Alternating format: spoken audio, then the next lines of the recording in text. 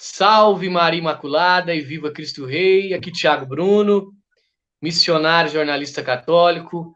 Demoramos um pouquinho, mas conseguimos entrar ao vivo aqui na live. Só estou confirmando aqui certinho aqui se a live está funcionando. Dá um ok aí, fazendo um favor, pessoal, se está tudo certo.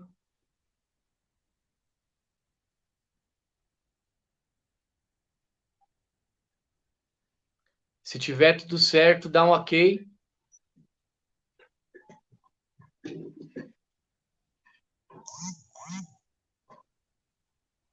Beleza. Eu entrei com outro celular aqui, tá? Está funcionando. Então, hoje, estamos fazendo uma live extraordinária aqui, não é? Normalmente, nós não costumamos fazer uma live tão tarde, mas eu já vi que o Eudes já acabou de fazer uma live no Instagram dele, né? Então, nós estamos aqui com nosso querido irmão Eudes Duarte, amigo meu, missionário aí, lá de Minas. Se apresenta aí pro pessoal, meu irmão, que ainda não te conhece. Aleluia! Bom, galera, meu nome é Eudes Duarte, a paz de Jesus, salve Maria, eu sou missionário católico, moro na cidade de Minas Gerais chamada Itaubim, no Vale do Jequitinhonha, faço parte de uma vibração chamada Herdeiros do Trono da Graça. Eu trabalhei 14 anos na educação e tem 3 anos que eu estou vivendo da missão, rodando o Brasil inteiro, pregando a palavra de Deus, pregando retiro de cura interior, seminário de vida e especialmente apologética, defesa da fé, né? É os temas que quase ninguém prega hoje, mas é que eu sou mais apaixonado, é por fazer defesa da fé católica. Eu gosto sempre de dizer, Tiago, que São Leonardo de Porto Maurício dizia, né? O pregador tem que pregar ensinando e ensinar pregando. Tem que casar as duas coisas uma na outra, né? Toda pregação tem que ser assim, ensinar pregando e pregar ensinando. Aleluia. Aleluia. Bom, o pessoal só vai confirmando aí se está tudo certo, né? Aparentemente aqui para mim está tudo normal.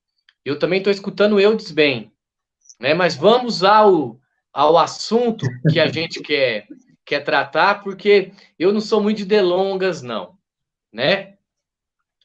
Meus irmãos, a primeira coisa que eu queria tratar com o Eudes é a respeito daquelas infelicidades protestantes que, por exemplo, eles utilizam algumas passagens soltas da palavra de Deus para querer ofender e deturpar a própria Santa Igreja. Uma delas é aquela que Jesus estava pregando e chega Nossa Senhora, os discípulos ali, e os que estavam com Jesus falam assim: Jesus, sua mãe e seus irmãos estão aí fora. E daí os protestantes se utilizam dessa passagem para falar que Maria não foi virgem nada, que Jesus teve um monte de irmão e tal. E vira e mexe nós escutamos isso. E agora eu queria que o Eudes mostrasse para nós qual que é a verdade católica a respeito disso. Tiago, a primeira coisa importante é saber o seguinte: vamos dar 2 explicações simples sobre esse texto. Primeiro, quando Jesus fala assim, quem são minha mãe e quem são meus irmãos, são todos aqueles que ouvem a minha palavra e põem em prática. Santo Agostinho dá uma explicação perfeita disso.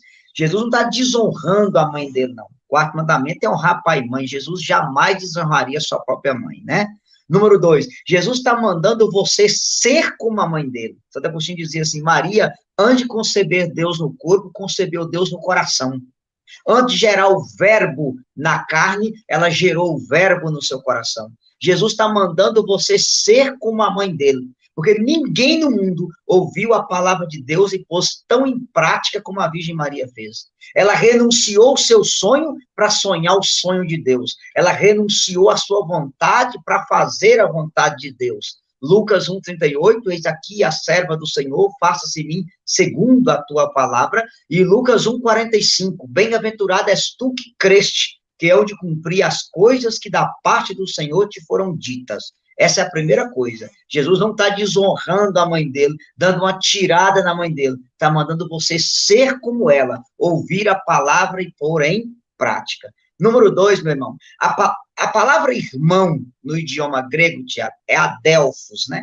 E adelfos equivale a pessoa da mesma comunidade, pessoas da mesma tribo, parente próximo, primo, tudo era chamado de irmão. Para você ter uma ideia, o Atos dos Apóstolos aparece a palavra irmão 47 vezes, nos 28 capítulos do Atos. Em nenhum momento é irmão de sangue. É igual os protestantes, paz, Senhor, irmão.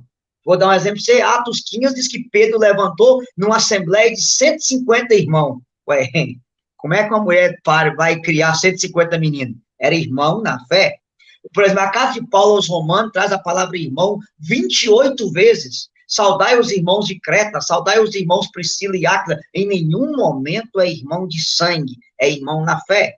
1 Coríntios, capítulo 15, do 3 ao 5, diz que Jesus apareceu a uma assembleia de 500 irmãos. Mais uma vez, é irmãos na fé, não é irmãos de sangue.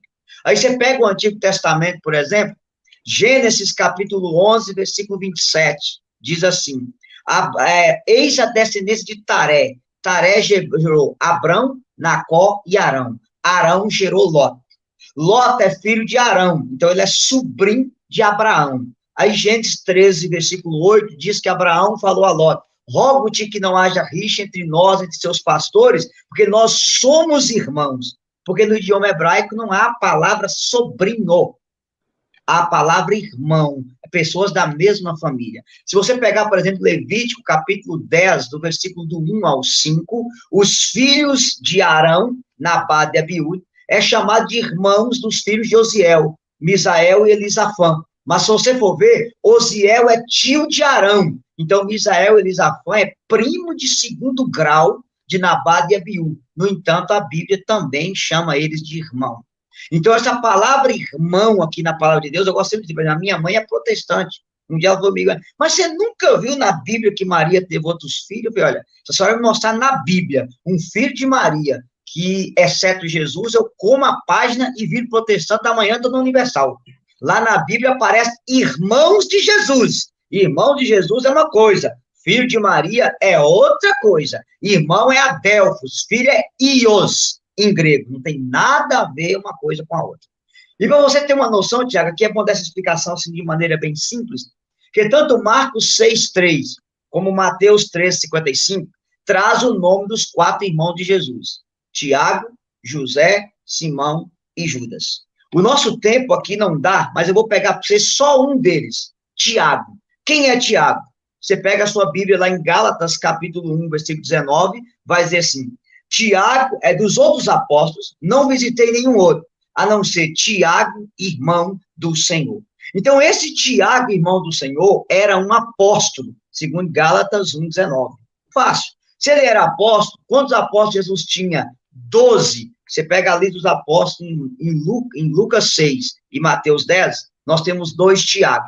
Um é filho de Zebedeu, o outro é filho de Alfeu. Logo, nenhum é filho de Maria, porque ela era casada com José.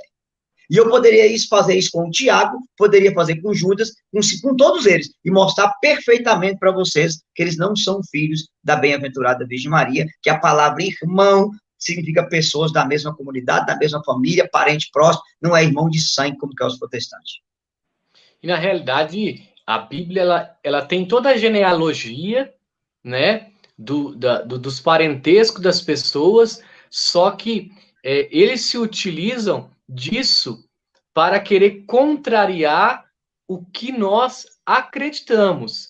E uma das coisas que eu acho que era bom a gente enfatizar é sobre a virgindade de Maria. Né? Até no seu curso você solta um spoiler ali a respeito disso, e eu acho que era bom a gente falar um pouquinho também disso. Sim. Aí, Tiago, eu vou usar, assim, 3 coisas importantes a gente saber sobre a virgindade perpétua de Maria, tá? Primeiro texto, as pessoas que estão acompanhando, que vão acompanhar essa live depois, você pega lá Ezequiel 44, versículo 1 e versículo 2. Quem tem a palavra de Deus, depois você pode pegar, se quiser deixar anotado para o pessoal aí, Ezequiel 44, 1 e 2. Aí você vai entender por que Nossa Senhora é chamada de porta oriental lá no ofício. O texto diz assim, ó, ele reconduziu-me à porta exterior do santuário, que fica fronteira ao oriente, e que se achava fechada. O Senhor me disse, essa porta ficará fechada, ninguém aí abrirá, ninguém aí passará, porque o Senhor Deus de Israel aí passou, e ela permaneceu fechada. Santo Ambrósio e Santo Agostinho, lá no século IV, vai dizer, essa porta é a virgindade da Virgem Maria. O Senhor Deus de Israel aí passou, essa porta ficou fechada. Ninguém abriu essa porta, porque o Senhor aí passou, e ela permaneceu fechada. Essa porta é a virgindade da Virgem Maria. Deus entrou em Maria e saiu de Maria, e a porta permaneceu fechada. Uma outra explicação simples para você entender é João 20, do versículo 19 ao 22. Quando os apóstolos estão com as portas fechadas por medo do judeu, Jesus entra lá e fala, a paz esteja convosco. Ele não abriu a porta, ele entrou e não abriu a porta. Quando ele sai, a mesma coisa. Ele entrou sem abrir a porta, saiu e a porta permaneceu fechada. Aí São Jerônimo, Santo Ambrósio, Agostinho vai dizer, a porta do cenáculo também prefigura o ventre da Virgem Maria. Jesus entrou sem abrir a porta, saiu e a porta permaneceu fechada, porque ele é Deus. Ele tem poder de entrar sem abrir a porta, tem poder de sair e a porta permanecer fechada.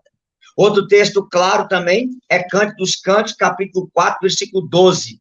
És um jardim fechado, minha irmã, minha noiva, uma nascente fechada, uma fonte selada.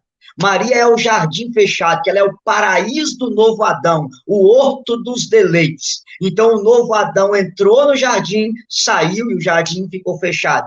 Ela é uma fonte selada. É a fonte por qual Cristo veio ao mundo, e a fonte permaneceu selada. E ela é uma nascente fechada. Cristo nasceu, e a nascente permaneceu fechada. Então, nós cremos que Maria é a Ie Parthenos. Ela é virgem antes, durante e depois do parto. E é bom lembrar isso, Tiago, que tanto Lutero, Calvino, Zwinglio e Wesley acreditavam na virgindade perpétua de Maria. Esse dogma foi negado a partir do início do século XX, com o pentecostalismo protestante, aí depois vem a questão, até um pouquinho antes, com os chamados pseudo-protestantes, né? Ellen Goldwhite, com os adventistas, Guilherme Miller, que deu abate dos adventistas, e alguns outros. Mas esse desespero de negar a virgindade de Maria começou a partir do pentecostalismo, que começou a fazer uma leitura fundamentalista da Bíblia, ao pé da letra. Mas eu fui capaz de mandar para você textos de Lutero, de Calvino, até o John Wesley, que escreveu um texto chamado Carta a um Católico Romano, que ele crê na Imaculada Conceição de Maria, e ele crê na virgindade perpétua de Maria. Então, a gente tem que dizer isso, que esse dizer que Jesus, que Maria teve mais filho, no meio do pentecostalismo, começou há pouco mais de 100 anos. Nem mesmo os protestantes da Reforma acreditavam nisso que os protestantes acreditam hoje.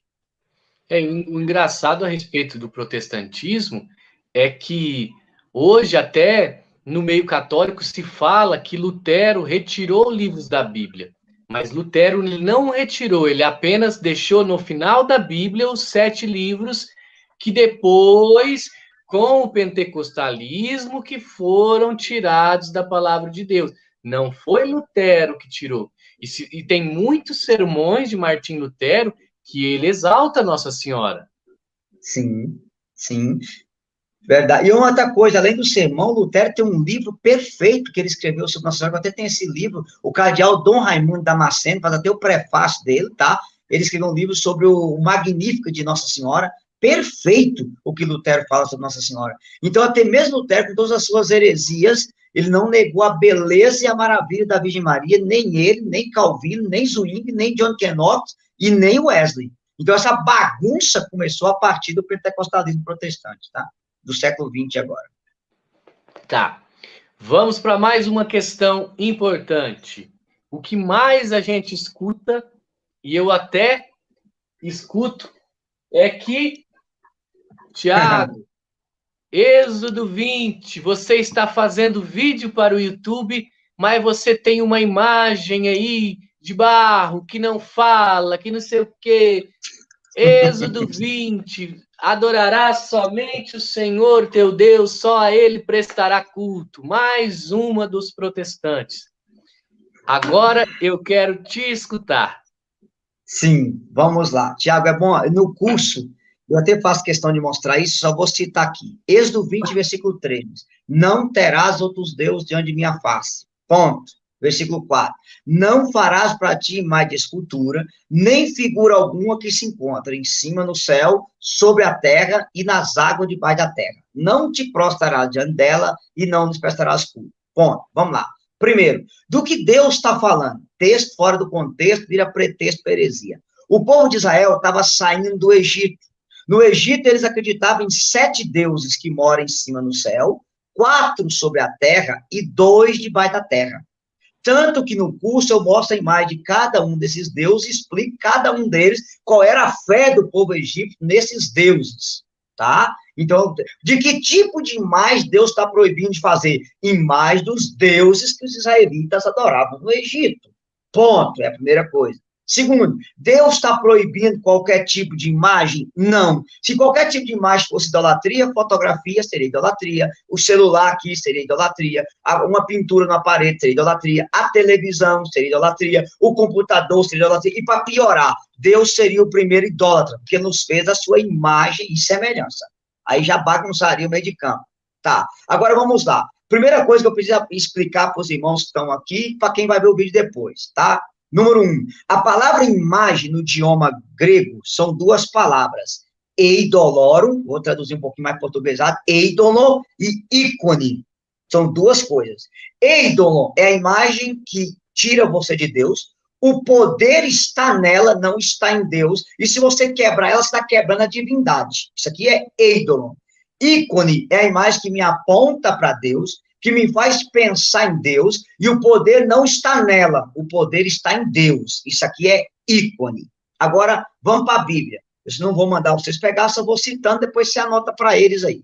Êxodo 25, versículo 10 ao 22, Deus manda Moisés fazer a Arca da Aliança. Lá no versículo 18 diz assim, farás para ti 2 querubins, 2 anjos de ouro, nas 2 extremidades da tampa, um do lado e um do outro. E no versículo 22 vai dizer, ali virei ter contigo, e é de meio dos querubins que darei as minhas ordens aos israelitas. Veja, Deus mandou fazer 2 imagens, colocar as imagens em cima da Arca da Aliança e falava com Moisés no meio das imagens. Ele se comunicava no meio das imagens. Mas não só Êxodo 25, 18, versículo 22, Êxodo 26, versículo 1, Êxodo 26, 31, Êxodo 37, 7 ao 9. Em todos esses textos, Deus manda fazer imagem. Era ídolo? Não. Era ícone. Não ocupava o lugar de Deus. O poder não estava nela. O poder estava em Deus. Então, quando você olha com a imagem de Nossa Senhora, você faz a pergunta. Ela me tira de Deus ou ela me aponta para Deus? Ela me aponta para Deus. O poder está na imagem ou o poder está em Deus? O poder está em Deus. Aquela imagem me faz pensar em Deus, ela me tira de Deus. Me faz pensar em Deus. Logo, ela não é um ídolo, ela é um ícone. Vou dar um outro exemplo para você. As perguntas Deus pode fazer cura por meio de uma imagem? Pode. Está lá Números, capítulo 21, versículo 8 e 9. O Senhor disse a Moisés, farás para ti uma serpente ardente, mete-a sobre um poste. Quem for mordido por uma serpente olhando para ela será curado. Moisés fez, pois, uma serpente de bronze, colocou sobre um poste. Se alguém era mordido por uma serpente, olhava para a serpente de bronze, ficava curado. Aí vem a primeira pergunta. O povo olhava para a serpente e ficava curado. Quem curava era a serpente ou era Deus? Quem curava era Deus. O poder estava na serpente ou o poder estava em Deus? O poder estava em Deus. Então, a serpente de bronze era um ícone ou era um ídolo? Ela era um ícone, porque ela apontava para Deus. Mas eu posso te dar mais algum exemplo simples, Tiago. Quer ver você como é que as coisas são. Êxodo capítulo 32, do 1 ao 6, o povo faz o bezerro de ouro. Tira o brinco das orelhas das mulheres, faz um bezerro, dança forró, funk, chama a Anitta e Pablo Vittar para cantar e faz uma bagunça ao redor do bezerro, bebe umas caipirinhas e fala, eis Israel, o Deus que tirou você do Egito. Veja, aquele bezerro ali, Deus mandou quebrar, porque aquilo ali era idolatria. Porque o bezerro ocupou o lugar de Deus e o povo atribuiu àquela imagem algo que foi Deus que fez. Idolatria. Agora presta atenção no que você vai ouvir. 1 Reis 7, 29. Quando Salomão vai fazer o templo, diz assim, nos painéis enquadrados de moldura, havia estátua de leões, bois e querubins. Veja, quando a criatura ocupa o lugar do Criador, é idolatria. Deus manda quebrar. Quando a criatura aponta para o Criador, é iconografia. Deus manda fazer. Então, veja, iconografia é uma coisa, idolatria é outra coisa. Quando o bezerro aponta ao Criador, ele não é ícone, ele não é ídolo, ele é ícone. Quando ele ocupa o lugar do Criador, ele se torna ídolo. O segundo exemplo que eu posso te dar é da própria serpente de bronze. Número 21, versículo 8 e 9, Deus manda fazer a serpente e curas acontecem quando o povo olha para a serpente. Segundo Reis 18, versículo 4, Deus manda o rei Ezequias despedaçar a serpente de bronze. Por quê? Porque o povo começou a olhar para a serpente, acender incenso e chamar ela de deusa Neustã. Aquilo que era ícone virou ídolo. Se o bezerro de ouro, que era ídolo, depois se torna ícone, a serpente de bronze, que era ícone, se torna ídolo. Percebe como é que as coisas são? Então, se você pega, por exemplo, outro texto claro, 1 Reis 6, 23, quando Salomão faz o templo, diz que Salomão construiu 2 querubins de pau de oliveira de 5 metros de altura. Aqui é preciso perguntar aos protestantes, tinha asa? Tinha. Voava? Não. Tinha boca? Tinha. Falava? Não. Como diz o mineiro, tinha zóio? Tinha. Zoiava? Não. Tinha ouvido? Tinha. Escutava? Não. Tinha pé? Tinha. Andava? Não. Tinha garganta? Tinha. Falava? Não. Mas era uma imagem que Deus mandou fazer. Ídolo e ícone, os dois é uma imagem. A diferença é que um aponta para Deus, o outro ocupa o lugar de Deus. Aí poderia citar um outro texto, Tiago, bem claro. Segundo Crônicas, capítulo 3, do 1 seguinte, Salomão vai fazer o templo de Israel. Lá no versículo 7, segundo Crônicas 3, 7, o rei revestiu de ouro paredes, umbrais e porta, e nas paredes esculpiu querubins. Mas então, uma coisa interessante. O versículo 8 vai dizer que Salomão mandou fazer a sala do Santo do Santo. O que era o Santo do Santo? O Santo do Santo era o lugar mais santo do templo, onde o sacerdote entrava uma vez por ano com a corda presa no pé, porque se ele entrasse lá em pecado, o povo não podia puxar ele, tinha que tirar ele pela corda. E você vai pegar o versículo 10, 2 Crônicas 3:10, para o interior do Santo, Salomão esculpiu 2 querubins e o revestiu de ouro. Se fosse pecado fazer imagem, por que no Santo do Santo tinha 2 querubins, 2 imagens de ouro? Então, o templo de Israel é igualzinho à igreja católica. Tinha imagem nos umbrais, nos painéis, nas paredes, nas portas, em cima da arca e dentro do Santo, meu irmão. Então, a igreja do Antigo Testamento era recheada de imagem feita pelo próprio Deus. Ponto. Outra coisa, antes de mostrar um texto da sabedoria que eu queria citar. Mas podemos nos ajoelhar diante de imagem? Sim, porque na Bíblia ajoelhar para adorar é uma coisa, ajoelhar para reverenciar é outra. Claro que os protestantes vão citar para você Atos 10, 26, quando Pedro se ajoelha diante de Cornélio, Cornélio se ajoelha diante de Pedro, e Pedro manda Cornélio levantar. Só que você pegar o texto, diz que Cornélio ajoelhou para adorar, que Pedro não quer ajoelhar para adorar. E vai citar para você Apocalipse 19, 10, quando João se ajoelha diante do anjo, mas também se ajoelhou para adorar. Agora eu podia citar para você, por exemplo, 1 Crônicas 29, 20, o rei Davi faz a oração e diz que o povo se prostra com o rosto por terra, diante de Deus e diante do rei. Ao Deus, eles adoraram. Aos reis, eles reverenciaram. Segundo livro dos Reis, capítulo 1, versículo 16, diz que o profeta Natã prostrou com o rosto por terra diante de Salomão. Ele reverenciou o rei, ele não adorou.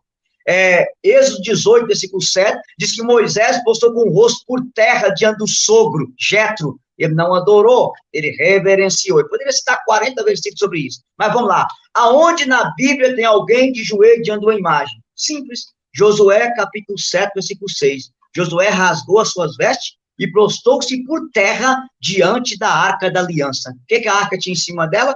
2 querubins, 2 imagens. Josué se prostrou por terra de joelho diante de 2 imagens. Então, ajoelhar para adorar é uma coisa, para reverenciar é outra coisa. E tem um texto, Tiago, para encerrar o assunto, que eu gosto sempre de citar, está na Livro da Sabedoria, capítulo 16, página 855 da Bíblia da Ave Maria.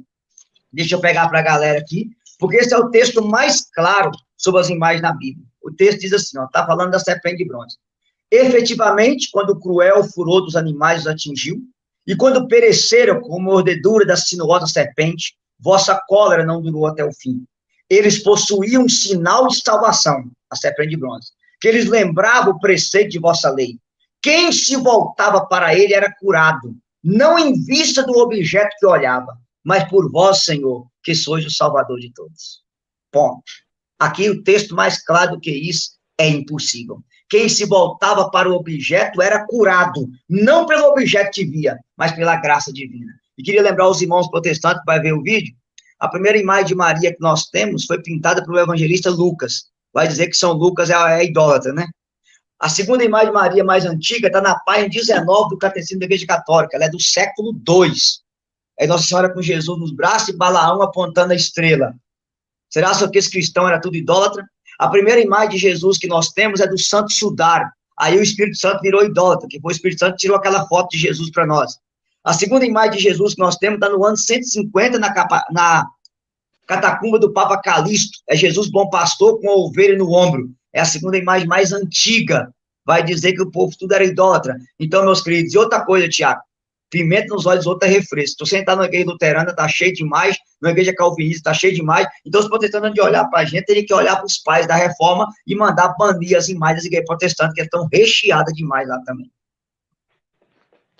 Mas é uma coisa que é interessante, que às vezes os próprios católicos não se atentam. Se a gente olhar dentro de uma igreja católica, nós teremos vários altares ali para santos. Mas aonde acontece o sacrifício de Cristo, esse altar, que é de Deus, é somente para Deus. Então é só analisar até a arquitetura da igreja, porque daí já conta a história tudo. Mas é que eu acho que os católicos eles começam a ficar bitolados que esses assuntos, eles não sabem se defender, e depois acontece uma confusão na cabeça e eles começam a falar esse tipo de coisa aí, da mesma forma que até os protestantes já falam. Sim, sim. É aqui, ó, Oséias 4:6. O meu povo se perde por falta de conhecimento, né? Por isso que é a razão pelo qual eu fiz esse curso. E eu sempre falo, eu poderia fazer um curso sobre cura interior, eu trabalho com isso, escrevi um livro sobre cura interior, mas eu não mexo com esse assunto. Por quê? Porque o nosso povo não adianta ser curado e virar protestante. Entendeu? Nosso povo tem que conhecer a beleza da fé, a maravilha da fé, tá? Eu gosto sempre de dizer, 1 Timóteo 3,15, a igreja do Deus vivo é a coluna e sustentáculo da verdade. 1 Timóteo 2,4, Deus quer que todos os homens se salvem e cheguem ao conhecimento da verdade. 2 Pedro 3,18, a palavra vai dizer, crescei na graça e no conhecimento de Cristo. E nós, principalmente a gente que trabalha no meio carismático, qual é o problema do meio carismático? O pessoal cresce na graça. Faz seminário de vida, seminário de dons, experiência de oração, cenáculo, louvado seja Deus, mas não cresce no conhecimento. Aí quando a pessoa sai do tempo da emoção, do arrepio, do choro, para a área da aridez, ela toca da via purgativa para a via iluminativa, aí chega um protestante, balanga ela vai embora, ela quer viver de emocionalismo. E emocionalismo, Tiago, o protestantismo é muito melhor do que nós. Emoção por emoção, choro por choro, Ana Paula Valadão é melhor do que nós, Silas Malafaia é melhor que nós, Marco Feliciano e suas loucuras é melhor que nós, eles são muito melhor que nós. Agora, em matéria de dogmática, de fé, de conteúdo doutrinário, meu filho de proteção estão há anos-luz de nós, porque nós temos a plenitude da verdade, eles têm parte da verdade. Eles ficaram com a escritura que nós fizemos para eles, entendeu? O Reinaldo Cantalamessa, eu não sei se o livro está aqui, acho que não está, mas tem um livro que eu ganhei, que eu li, do Reinaldo Cantalamessa, que é o cardeal hoje, que é o pregador do Papa. E Sim. Ele fala sobre isso, uma coisa que eu guardei dentro do meu coração. Ele fala assim, ó, a Igreja Católica é a portadora da verdade. Todas as outras, elas têm pinceladas da verdade, mas a verdade completa, inteira, ela está somente na Igreja Católica. Sim, isso aí é indiscutível. Aí você pode, e a maior prova diz que você olha para os nossos irmãos protestantes, virou uma torre de Babel, né? Enquanto o Pentecostes é a unidade das línguas, o protestantismo é a torre de Babel, a divisão das línguas. Cada um fala uma língua diferente, cada um tem uma doutrina diferente. Se você for estudar, por exemplo, a doutrina do arrebatamento no meio protestante, tem uma ala que defende o arrebatamento pré-tributalista, tem uma ala que defende o arrebatamento pós-tributalista, e tem uma terceira ala que defende o arrebatamento no meio da tribulação. Eles vão debater a vida inteira e não chegam num acordo. Aí uma hora o pastor que pregava o arrebatamento pré-tributalita muda e passa para o pós-tributalita, aí o boca já muda e está no meio. É uma bagunça. Por quê? É impossível ter um concílio ecumênico no meio dos protestantes, porque eles não chegam a esse acordo. Como diz Lutero, cada cabeça seu credo. Infelizmente, o protestantismo é isso. A Igreja Católica, não. Está lá 2 Pedro, capítulo 1, versículo 20. Nenhuma profecia da Escritura é de interpretação pessoal. Católico não interpreta, católico entende. Quem interpreta a Bíblia para nós é a Igreja. Porque a Igreja vem antes da Bíblia. Eu gosto sempre de dizer para as pessoas, Tiago, eu não sou católico para ler a Bíblia. Perdão, eu não leio a Bíblia para ser católico. Eu sou católico para ler a Bíblia. Porque Jesus não mandou escrever, ele mandou pregar. E a fé da igreja é a fé dos apóstolos. Então, se o protestantismo tem Bíblia para pôr embaixo do braço, agradeça aos monges da igreja, que eles montaram a Bíblia em capítulo, versículo, dividiram os livros, para a gente estar com ela embaixo do braço. Já que você entrou nesse assunto, eu acho muito importante, porque a igreja, a interpretação da Bíblia é da igreja. Nós cremos nisso como católicos. E, junto com a interpretação, vai vir o magistério, vai vir a tradição, vai vir o ensinamento apostólico oral que foi passado e o protestantismo. Todo dia vem alguém aqui no canal e fala assim: leia a Bíblia, é sola scripta, somente a Bíblia. E eu queria que você falasse disso também um pouquinho. Ô, Tiago, é tão engraçado esse negócio do sola escritura, porque é o seguinte, primeiro, não tem nenhum canto na Bíblia que está escrito só a Bíblia. Pelo contrário, né? O Evangelho de João 21, 25, termina dizendo o quê? Jesus fez muitos outros milagres que não está escrito nesse livro, que se fosse escrever, nem os livros do mundo inteiro caberia. João já diz, claro. 2 Tessalonicenses, capítulo 3, versículo 6, Paulo vai dizer o quê? Não afastai da tradição que vos tem ensinado. 2 Tessalonicenses 2,15, Paulo fala, mantém firme naquilo que foi passado a vós, seja por escrito, seja por palavra, né? Escrito, escritura, palavra, tradição. Outra coisa que é bom dizer para os protestantes, Tiago, a igreja sobreviveu 400 anos só de tradição. A Bíblia, como nós temos hoje, com 27 do Novo Testamento, ela é a partir do Concílio de Cartago, no ano 393, graças a São Jerônimo e o Papa Damaso. E é bom lembrar o seguinte, eu sempre pergunto isso para os protestantes, que eu sou de uma família inteira protestante. Por exemplo, os 4 evangelhos, Tiago, Mateus, Marcos, Lucas e João. Quem diz que foi Mateus que escreveu o evangelho? Aonde está o nome dele lá? Não tem. Quem disse foi a igreja. Quem disse que foi Marcos que escreveu? Não tem assinatura dele. Quem fala é a igreja. Quem disse que foi Lucas que escreveu os evangelhos? Não tem o nome. Quem disse foi a igreja. O evangelho de João, onde é que está a assinatura dele? Quem disse foi a igreja. Eu não sei se você sabe, o evangelho de João, nos inícios, só era 20 capítulos. O capítulo 21 é um apêndice, veio depois. Quem colocou? Foi a igreja. Não tem como você tirar a Bíblia da igreja. Foi a igreja que montou a Bíblia é filha da igreja. É bom dizer para os protestantes que os 27 livros do Novo Testamento que está aqui, quem colocou foi a Igreja Católica. Sem a Igreja Católica, eles não saberiam que livro era inspirado. Só evangelho havia quase 40. Tinha evangelho de Tomé, evangelho de Pedro, evangelho de Nicodemos, evangelho de Pilatos, evangelho de Judas. Quem escolheu os 4 foi a igreja. Apocalipse havia 8. Quem escolheu um foi a igreja. Casa de Paulo era um monte. Quem escolheu foi a igreja. As 13 que está lá. Então, se vocês têm isso aqui, agradeça a igreja.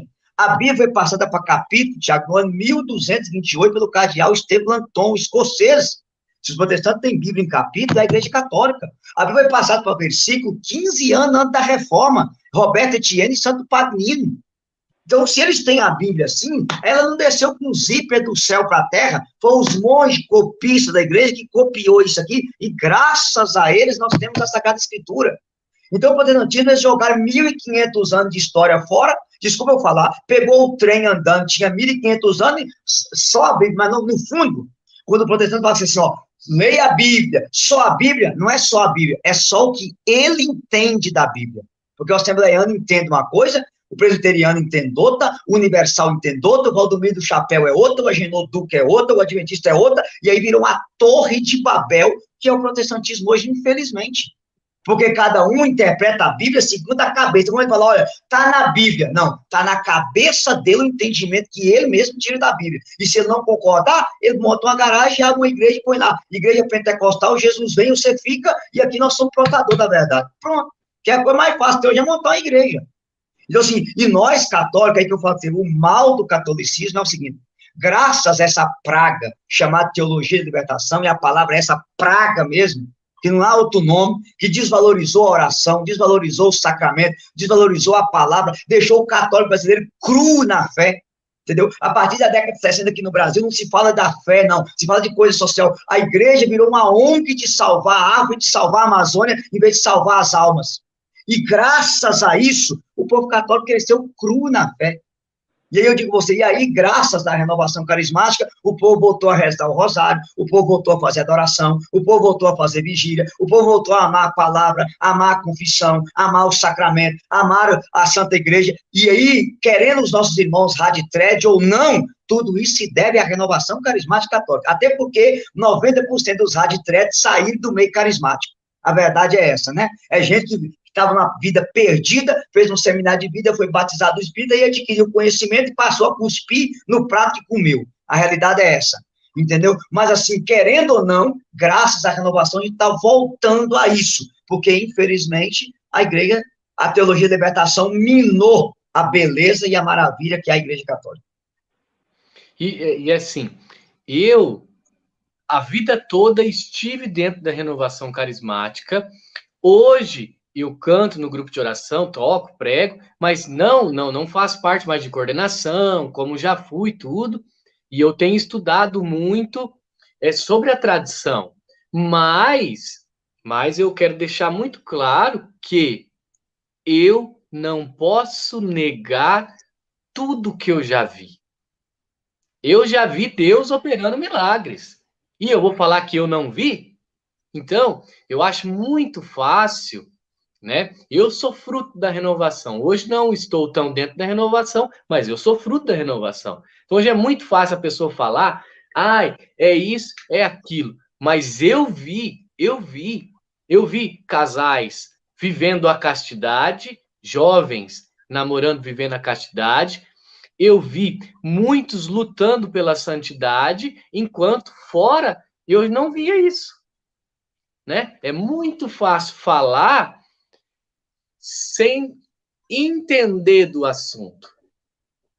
Sim, e aí eu vou pegar um exemplo, você que eu sei de um grupo de oração na região metropolitana de Belo Horizonte, um grupo de oração muito cheio, graças a Deus, que em uma missa, 70 casais que viviam amigados resolveram casar depois de uma pregação no grupo de oração. Só você entende a beleza que é a renovação.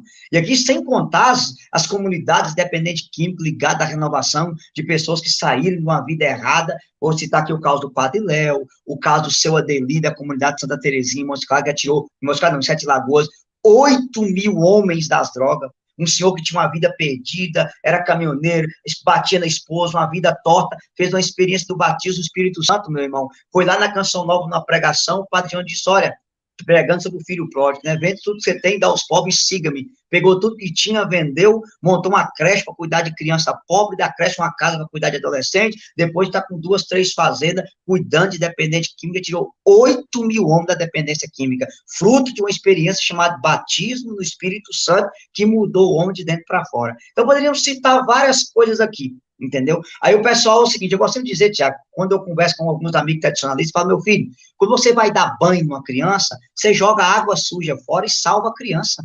Você não joga a criança com água suja fora. Se a renovação tem uns coordenadores de cabeçudo, algumas pindaíba, você não vai jogar a criança fora por causa dos cabeção que tem aí dentro, não. Pelo amor de Jesus, a mesma coisa é a igreja. Já tivemos papa terrível, bispo terrível, cardeal terrível, e o pecado deles nunca manchou a santidade da igreja e nunca acabou com a igreja, porque a igreja é santa, e o pecado dos filhos não mancha a santidade dela. E a igreja ficou em pé e vai ficar. Eu gosto sempre de contar isso para as pessoas, quando Napoleão Bonaparte chamou o arcebispo de Paris, que queria que o Papa Pio VII fizesse o divórcio do irmão dele, Napoleão chegou e falou, olha, se o senhor não mandar esse Papa divorciar meu irmão, eu vou assinar um decreto e acabar com essa igreja. E o arcebispo falou com ele assim, Napoleão, tem mais de 1.800 anos que nós padres, nós papas, nós bispos, tentamos acabar com essa igreja, com nossos pecados, nós nunca conseguimos. Você não vai acabar com ela com decreto, não, pode ficar tranquilo. E não vai mesmo. Entendeu? Como diz o Dom Adair, a igreja sepultou Hitler, sepultou Stalin, sepultou Lenin, sepultou Mussolini, sepultou Napoleão, sepultou Lutero, e ela vai sepultar todos os inimigos dela, porque ela vai ficar em pé até o fim dos tempos, porque as portas do inferno não vencerá a igreja de Cristo. Ponto final, acabou. Tem uma pergunta aqui que eu vi, até interessante, eu vou até colocá-la na tela, aqui. Espera aí, vou ver se eu acho. Aqui. Opa.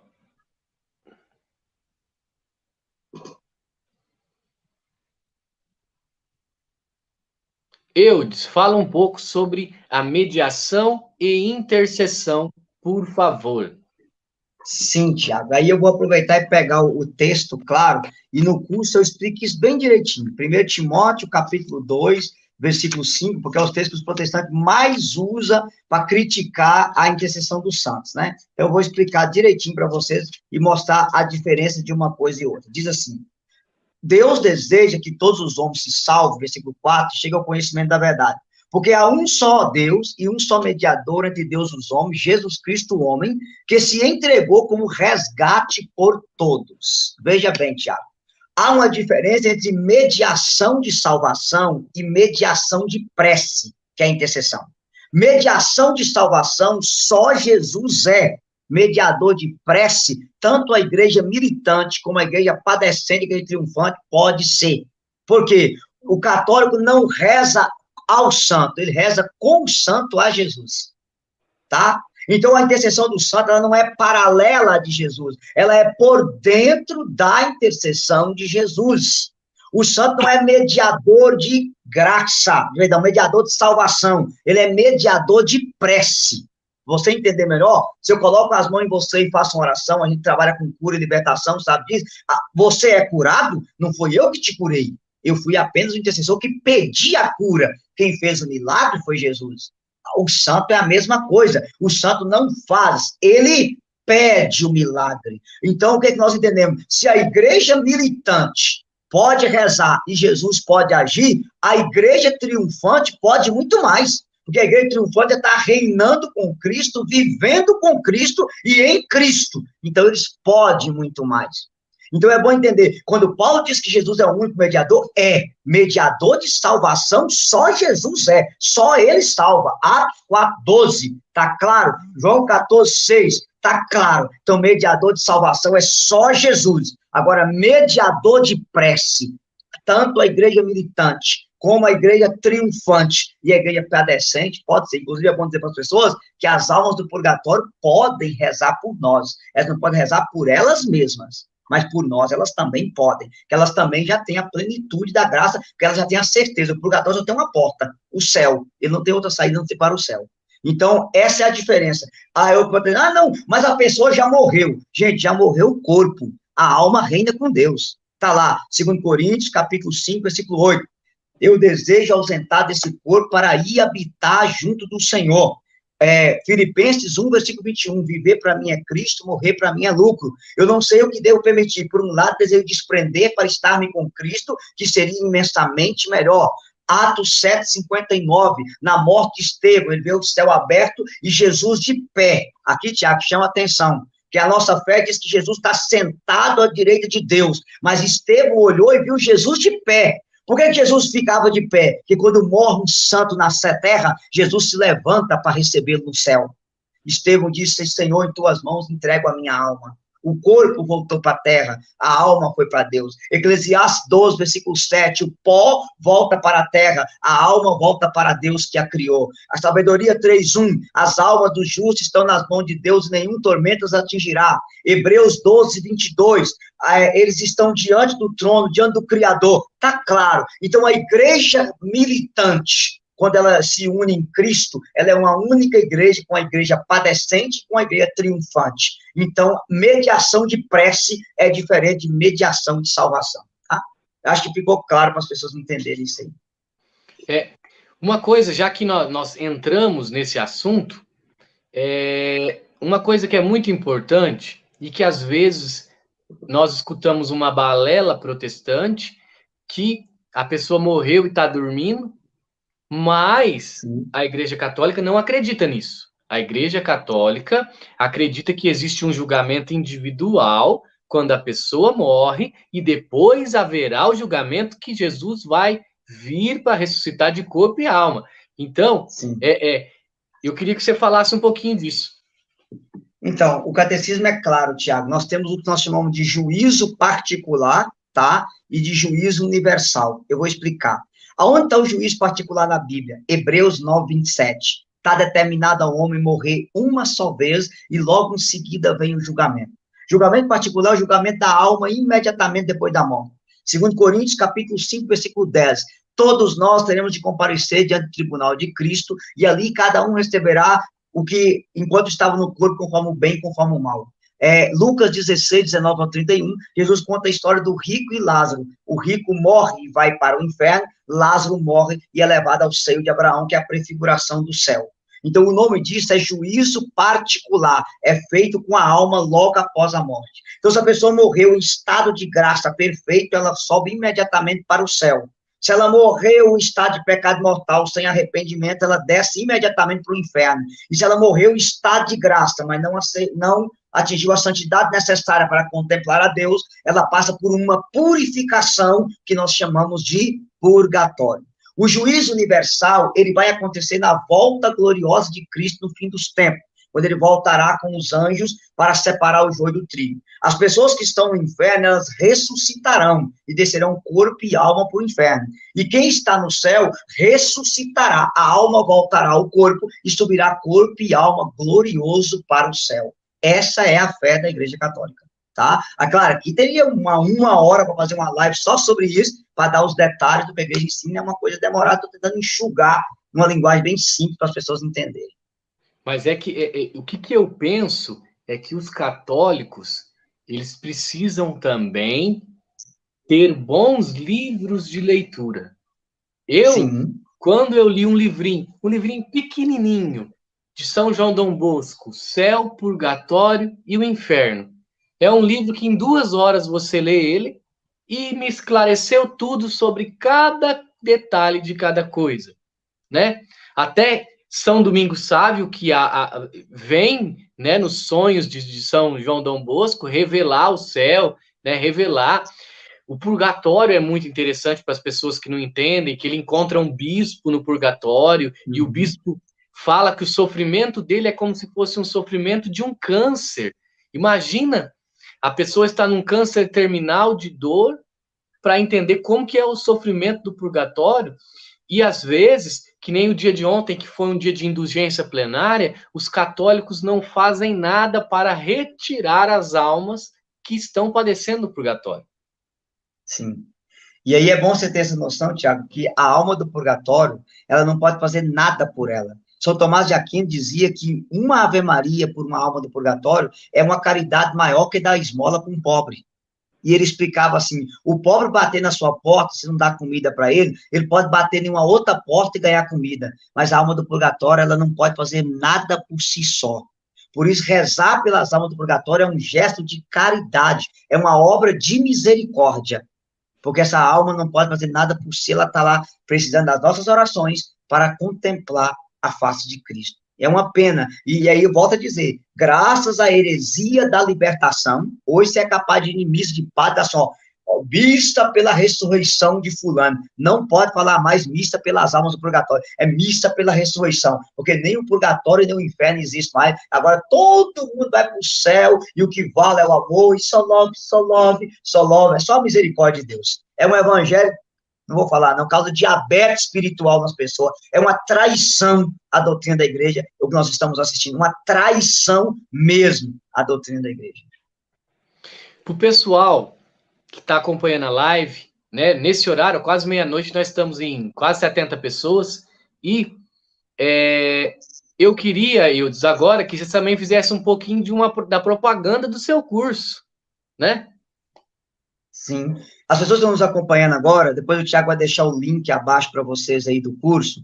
Eu lancei um curso, são 10 aulas, são 10 não, são 16 ao todo, né? 16 vídeos sobre a fé católica, os temas mais atacados pelos protestantes. Então, tem uma aula sobre imagem, uma aula sobre idolatria, uma aula sobre intercessão do santo, uma aula sobre imortalidade da alma, uma aula sobre as relíquias dos santos, tá?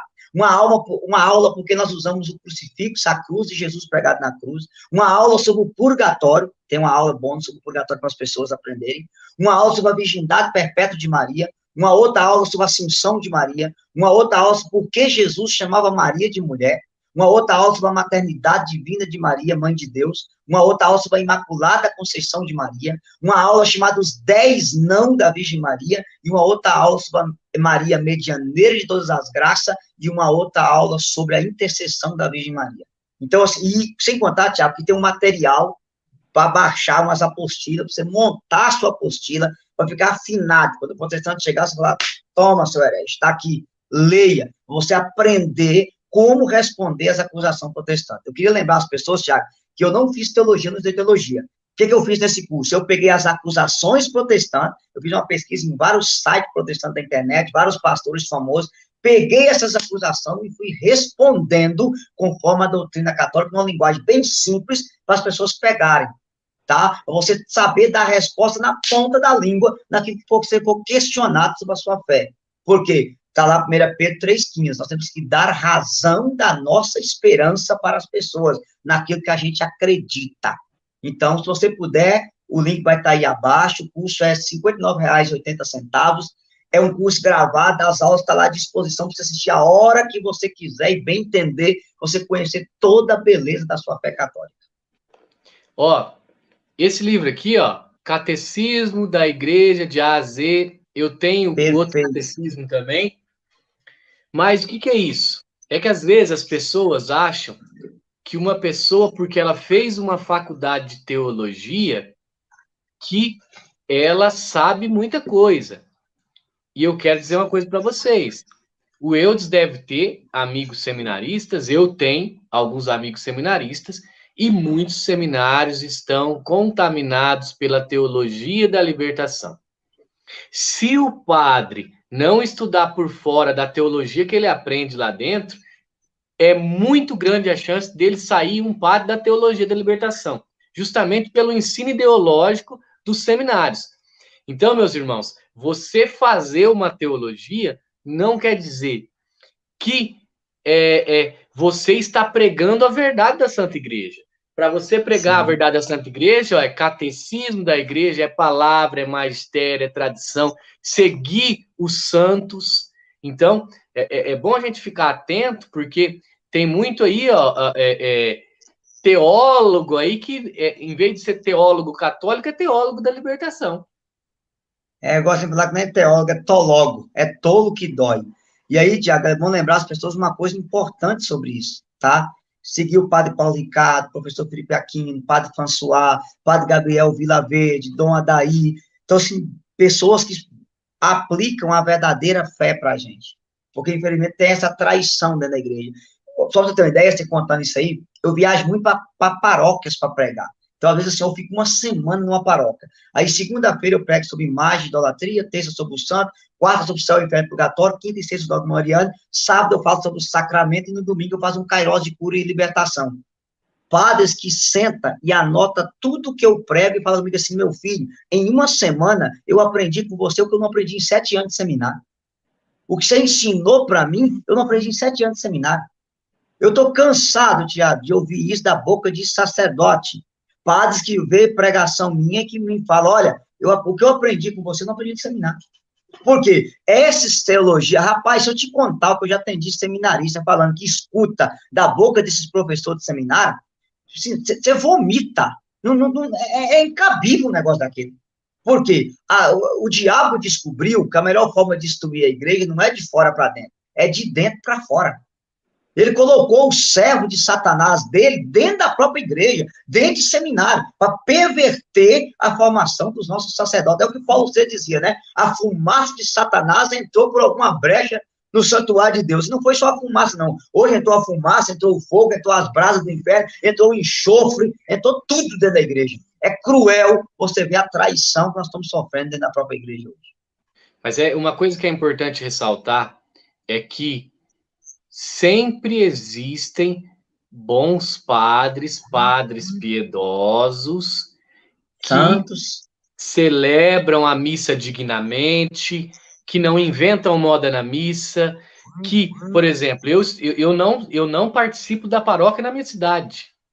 Eu tive que sair da paróquia da minha cidade, eu vou numa cidade vizinha, que fica a 10 quilômetros, porque lá, sim, eu tenho um padre que está no confessionário antes da missa, um padre que usa batina, um padre que celebra a missa, mas com toda a piedade e devoção, sem palma, sem gritaria, com muito incenso, purificando, aquele sentido bonito da igreja que tem que ter na Santa Missa, né?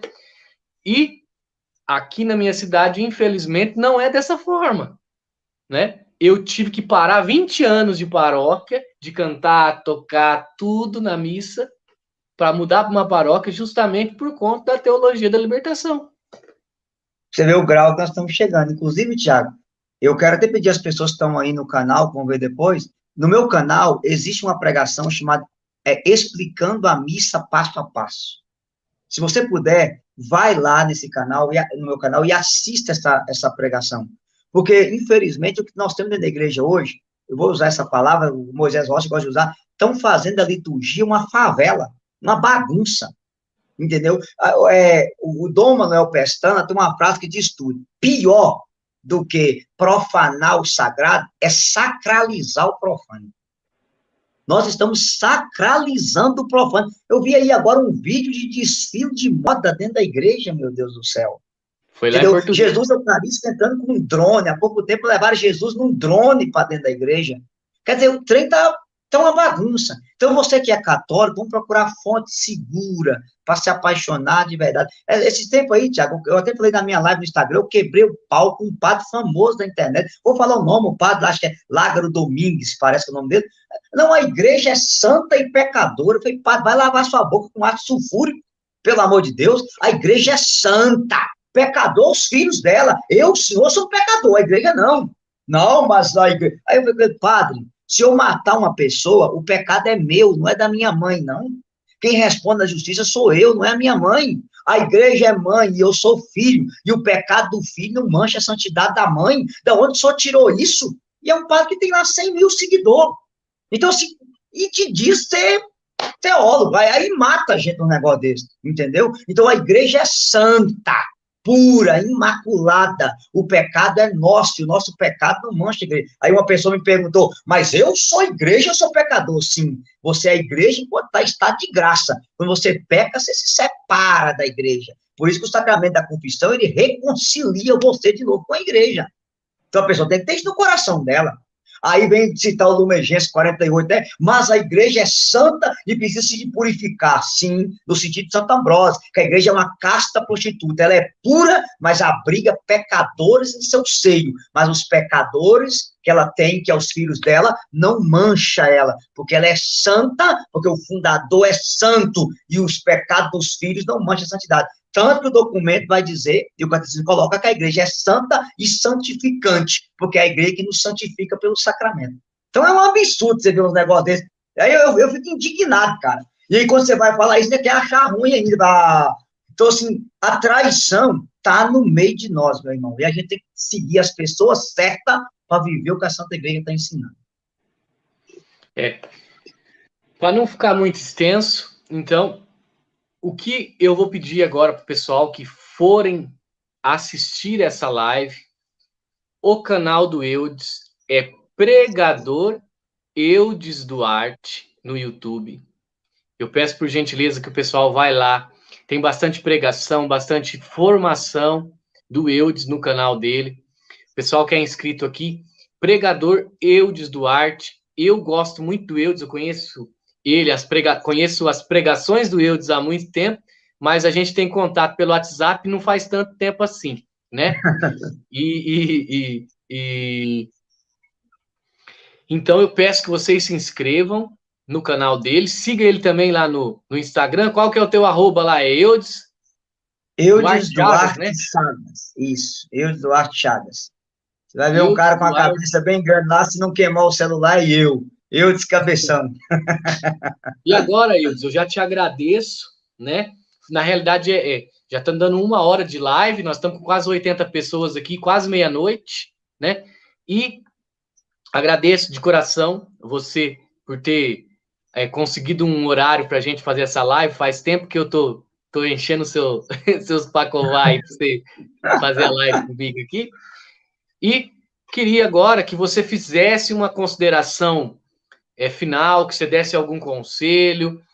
Fica à vontade, o microfone, a câmera está à sua disposição para você falar para os católicos. Bom, eu quero dizer para todos os irmãos que estão aqui, uma coisa importante, Tiago, eu vou ter que fazer isso aqui, que eu sempre faço nas pregações, tá? É uma coisinha simples, mas que você vai entender. Eu tenho na minha mão a minha carteira de identidade. Para essa identidade provar que sou eu, ela tem que ter 4 coisas: nome, número, foto e assinatura. Se tiver essas 4 coisas, essa identidade sou eu. A igreja verdadeira, ela não tem nome, ela tem identidade. Ela é una, santa, católica e apostólica. Essa é a identidade da igreja de Jesus. E eu queria lembrar para você que na Bíblia, Lucas 5, tinha 3 barcas na praia. Jesus escolheu a barca de Pedro e subiu nela. A barca de Pedro prefigura a igreja. Cristo não subiu em nenhuma outra barca, a não ser a barca de Pedro. Existe um momento que Cristo dormiu dentro daquela barca de Pedro. Veio uma tempestade enorme, parecia que a barca ia afundar, mas eles acordaram Cristo e Cristo acalmou aquela tempestade. Nós estamos no momento na barca de Pedro que parece que a barca vai afundar. É tanta tempestade, tanta situação difícil que a gente olha e parece que a barca vai afundar, mas eu te peço, não pule fora da barca de Pedro, que Satanás não tem poder de afundar a barca de Pedro, porque ainda que pareça que Jesus esteja dormindo, Jesus está morando dentro da barca de Pedro. E ele prometeu que as portas do inferno não venceria a sua igreja. Seja feliz por ser católico. Você mora na barca de Pedro e nenhuma tempestade pode afundar uma barca que Jesus está morando dentro dela. Que Deus abençoe você, que você ame a Santa Igreja, ame o sacerdote, ame a Eucaristia, ame a confissão, reze pela igreja, e você pode ter certeza que eu gosto sempre de dizer, Tiago, a igreja começou com 12, mas teve um Judas. Sempre houve os Judas, e sempre haverá Judas na história da igreja. Mas a beleza da igreja não é os Judas, é os santos. Mergulhe na vida dos santos, estude a vida dos santos, queira ser santo, que quando uma alma se eleva o mundo. Que Deus possa santificar a sua vida e a sua família, em nome de Jesus. Amém, amém. Então, meu irmão, agradeço você de coração, tá? Que Deus abençoe. Quem sabe nós podemos, vez ou outra também, fazer uma live aí, tratar alguns assuntos aí da fé católica. Que Deus abençoe grandemente. Está à sua disposição. Pode escolher, que o cabeção está junto. Que Deus abençoe o pessoal também que acompanhou, que foi fiel aí com a gente, mesmo tarde, tá? Deus abençoe sua vida. Salve Maria Imaculada e viva Cristo Rei. Cristo Rei. Aleluia. Deus abençoe, povo. A paz.